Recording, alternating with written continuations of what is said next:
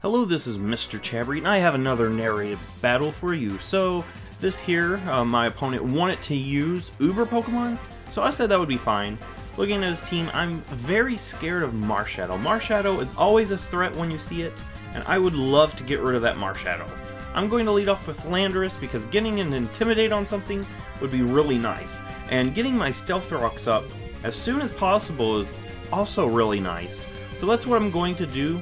I'm going to actually go for my Stealth Rocks first turn, and I'm going to get the Intimidate. Usually that doesn't matter because most Yveltals are special attackers, but this one actually has Phantom Force, which is a physical move. So I think that's kind of odd because you don't see that very often, but I mean it is pretty interesting, a Phantom Force Yveltal. So now I'm going to be hit with the Phantom Force, and this turn I'm actually just going to go ahead, pop my Z move. If this thing has Defog, I want to make sure it's not able to go for Defog, so that way I can keep the Stealth Rocks up on my opponent's side of the field. So I'm going to do that. I'm going to pop my Z move here. My Landorus is going to fly up into the sky. It's going to fly down and completely destroy this Yveltal. So now I don't have to worry about this thing possibly having Defog. I'm not too sure what other moves it would have had since it is a physical set apparently, but we're going to go ahead, get rid of that, and now Charizard comes in. And the good thing about having the Stealth Rocks up, of course, is Charizard's going to take an immense amount of damage. I am not going to stay in here. I'm actually going to swap into my Superior, because looking at my opponent's team, Superior doesn't do that much. So I'm going to actually bring in Superior, expecting my opponent to go for something like, Fire Blast, Flamethrower, and completely devastate my Superior. But really that was the best thing to do right here, I think. Sack off Superior.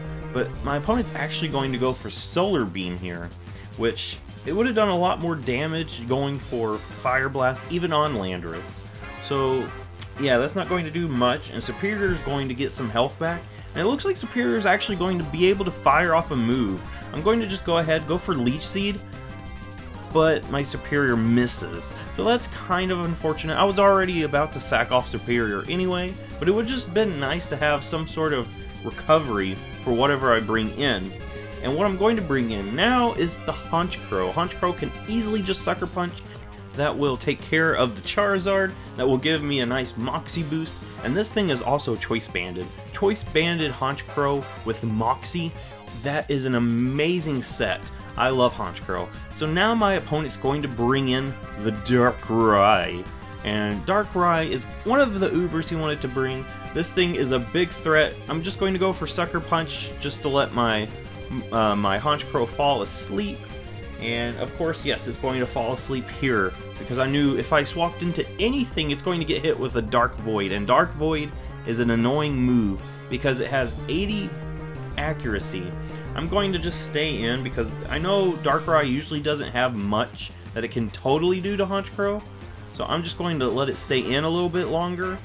And now, I think it's a good idea to swap out now. I am locked into Sucker Punch, and this thing is going to end up whittling down my Honchkrow pretty badly, so I'm going to actually swap into Nihilego now. Nihilego has really good special defense, but he's actually going to go for Phantom Force this time. So now I'm going to go ahead, swap out, knowing that he's going to go for the Phantom Force, and I'm going to bring in Fortress. That way I could start setting up some more hazards if I need to. I could Volt Switch out, and yeah, Phantom Force is not going to be doing that much to Fortress. So now I'm going to go back into Honchkrow, hoping maybe to get another, turn of sleep off, so it'll get closer to waking up, as my opponent will go for Phantom Force once again. So now Honchkrow will take some bad dream damage, and we'll take another Phantom Force. I'm going to stay in, hoping that maybe Honchkrow can wake up. But no, Honchkrow is still asleep. So unfortunately Honchkrow is going to still be asleep, and the bad dreams now will bring it down into the red. I'm thinking I need to keep Honchkrow because a Sucker Punch with Choice Band is too nice to keep around. So I'm actually going to go into Fortress, as the Darkrai will go for the Dark Pulse, and I'm going to just let Fortress go down. That way I have a safe switch into Nihilego. That way I can hit this Darkrai and get rid of it. So now Dark Pulse once again, and this will be enough to finish off the Fortress, and Fortress will go down. But now I can bring in Nihilego, and Nihilego can easily go for a Sludge Wave, Power Gem, or whatever I need it to. I'm going to actually just go for the Sludge Wave because it's my strongest move on Nihilego, and it does a lot of damage. And it's not enough to finish Darkrai, but this Dark Void actually misses, so that really works out in my favor there. That's a really good thing that that Dark Void missed. So now he's going to go into Marshadow, and Marshadow, of course, is always a threat. I'm going to just Sludge Wave, and it doesn't do that much to Marshadow, so this must be a pretty bulky Marshadow set. You know, even though it's not very effective, it did even less than what I thought it would.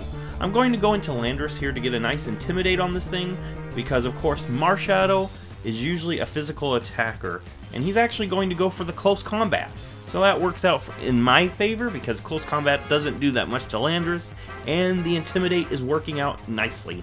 He's going to go for the Spectral Thief, and it's going to do some damage, not a lot, because of course the Intimidate, and this Earthquake will finish off the Marshadow. So now I'm in a pretty good position. My opponent still has the Darkrai though, and my Honchkrow is still asleep. My opponent also has this Umbreon, and Umbreon will come in now. So what I'm going to do now is actually U-turn, that way I can swap into something, and I'm actually wanting to sack off my Honchkrow. Honchkrow, I think, has done its duty. There's not much it can do. It's got Sucker Punch, that's the main thing I usually go for, and it's not going to be doing much to my opponent's Dark types. So now my opponent goes for Payback, and it actually is not enough to finish off the Honchkrow. So that's just really nice there. And that means Honchkrow has another turn to wake up, and this time the Honchkrow does wake up. We will go for the Brave Bird. I'm going to let Honchkrow get one last hit before it goes down, and that will be enough to take down the Umbreon. The recoil will be enough to take down Honchkrow. I'm in a pretty good position here. I can go into Nihilego and easily take out whatever my opponent goes into. My opponent's going to bring in the Darkrai, but Darkrai is at such a low level of health that the Stealth Rocks will take it down. So now that means my opponent has one more Pokemon.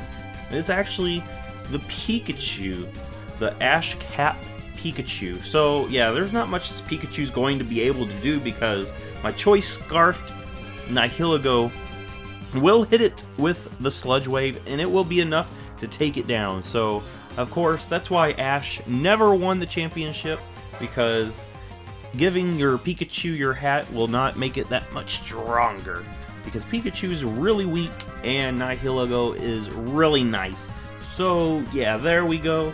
My opponent had a bunch of Ubers. Of course my opponent had the Ash Cap Pikachu, which didn't really do much because it's not really that great of a Pokemon. Even though it is a special Pikachu, it doesn't really do that well in battles. So if you like this, give it a thumbs up, subscribe,